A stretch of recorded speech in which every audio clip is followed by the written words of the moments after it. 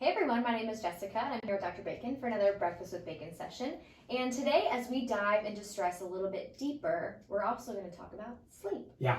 Because we have so many clients who come in and they say, I'm so stressed out and I either can't get to sleep or I get to sleep fine, but then I just toss and I turn and I wake up after 3 hours and sleep's just restless. But we need sleep. We need sleep. Yeah. So how do we help our sleep when we're stressed? Yeah, I'll tell you what, you're right. I mean, the sleep is that growth and repair, right? Yeah, we don't ever, I did this in the supplement, says we don't ever really wake up and go, I'm just going to grow and repair all day. Like, it just doesn't happen, right? We've got Who has time for that? kids, we've got life, we've got, jobs, whatever it is, right? We got family. All those things are going. So it's literally like, okay, as soon as our feet hit the floor or as soon as the alarm clock goes off, which is another way to really stress you out, have something loud blaring in your ear. But like those things kind of get you going right away, and then all of a sudden you have that stress response. So what we're going to talk about with sleep. Sleep is that parasympathetic. Sleep is that growth and repair. Yeah. You are doing a lot of rebuilding and repairing during that sleep process. And if you can't get into that deep sleep, you're shortening your body's ability to repair and recover.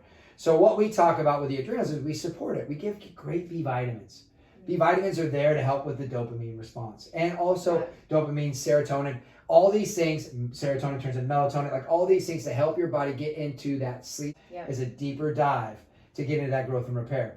Because like I said, when we wake up in that stress response, there really is no growth and repair. Yeah, and then that can have some pretty serious long-term effects. You know, some people say, I can survive on 3 hours of sleep. And you may today and this week, but you want to protect your sleep hours. Yeah, so it's one of those things that we talk a lot about in here, and we really pay attention to, and we ask everybody that comes into us, so how are you sleeping, and how long are you sleeping, and when are you waking up? Because a lot of times, you'll wake up in the middle of the night, and you'll look at the clock, and you'll see it's the same time every night. And we call those, there's some hours in there that are right there, like the liver hour, or lung hour, or things like that, that can shift you into, you don't have enough good glucose or glycogen to sleep through the night, you get that quick startle because you can't really get that energy to kind of break down food, and you'll bump up your cortisol to help deal with it too, and then you have that stress response. I'm awake. Yeah, and then you can't go back to sleep. So these are things that we talk about on a regular basis with our clients and the people we take care of. But there are so many nutritional supports that we can add in to help support them and work through this.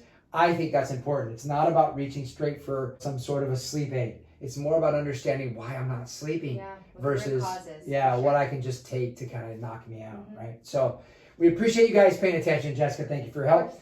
And we'll see you guys again on the next Breakfast with Bacon. Thanks again.